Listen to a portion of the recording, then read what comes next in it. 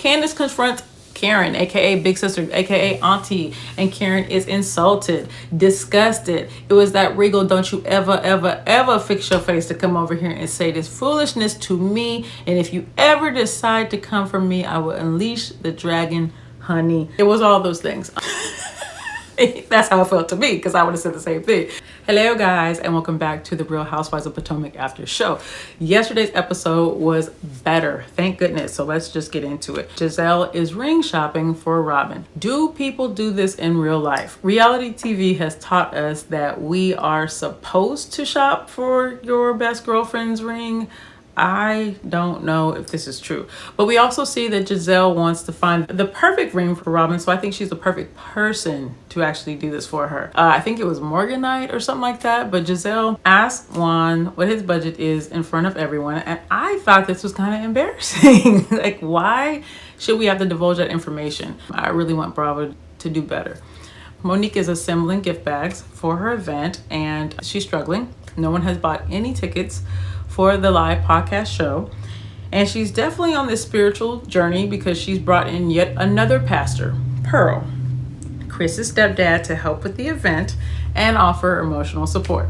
So we continue to see the softer side of Monique as she discusses her progression from not being remorseful to feeling really bad about attacking Candiace and more. And I'm learning a lot about her. I feel like this explains kind of like how delicate she really is.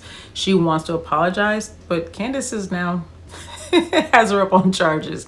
So that's probably not going to happen. Monique calls the girls and invites them to her podcast. Monique's heart's in the right place, but she still hasn't provided an explanation as to how she feels about the fight with everyone and her plan to do better. I think she just feels like everybody's supposed to get it, but people need to hear a plan, and more importantly, need to see your actions.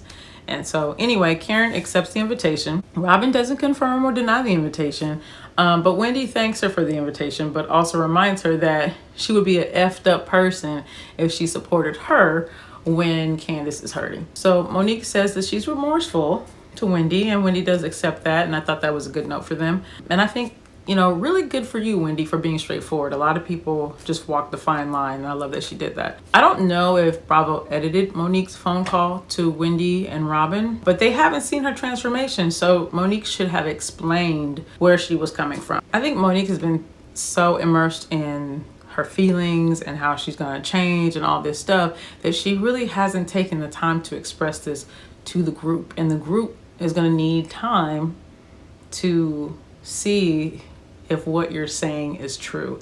So you can't call someone up and say, hey, I'm going to talk about, you know, changing my life. Oh, okay. Seeing you beat somebody down, like, yeah, right, you know, we'll need time.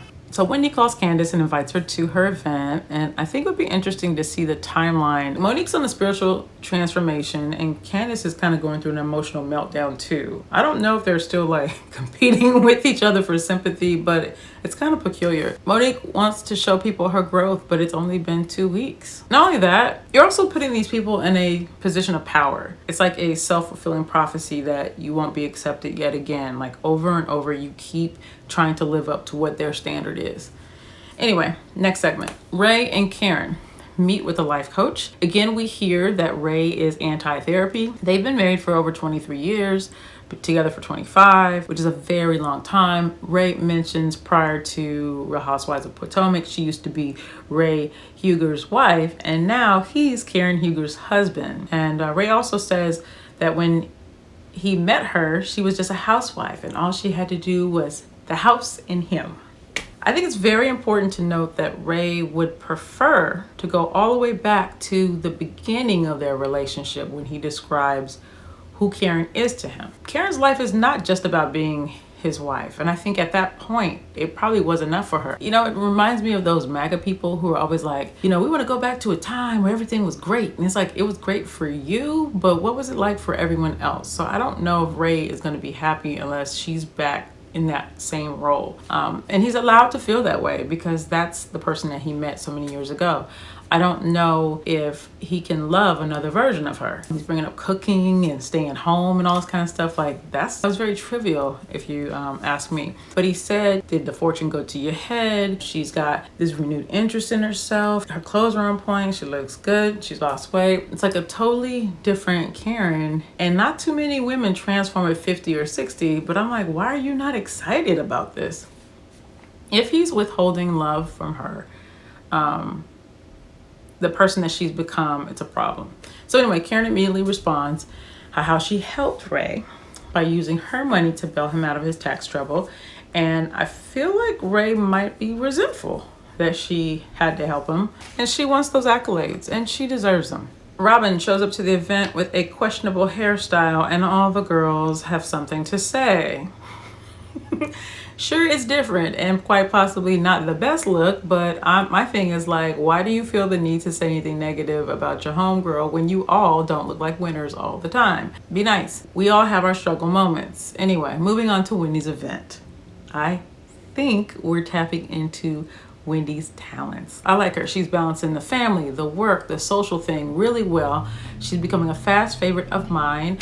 She's my type of girl, very down to earth, intelligent, and cares about people around her. I'm liking her, and she's loyal. I like how diplomatic and strategic she can be. I like how she works her way into the group, and she speaks everyone's language. It's very important when you're making friends. I am pleased that Wendy checks Ashley about patting Monique on the back for choosing not to lie.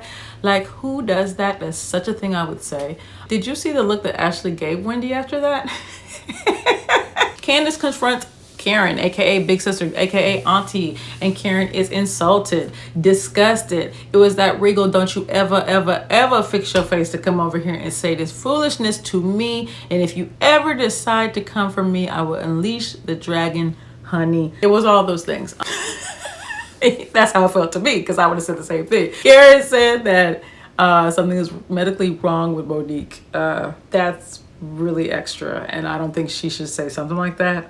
It's obvious that she is bothered by Candiace's constant goading, and she said if the shoe was reversed, she'd do the same thing. I think she meant to say if the shoe was on the other foot. We all got it, but I like that when people kind of put everything together. It's kind of funny. Anyway, she says that Candiace's mind was brilliant, but that her mouth gets her into trouble, which is true. She references coddling her a year ago when she pulled the knife on Ashley. It's like, you pulled a knife though. You know what I mean? Like, you can see. It's a mess. Anyway, Wendy joins the melee and a little bit too accusatory, and Karen delivers a zinger that elevates her view. She tells Wendy that she's educated, but she sounds ignorant, to which Candiace interjects and stops the conversation. It's clear these two will have issues in the future. What are your thoughts on this episode? Let me know in the comments.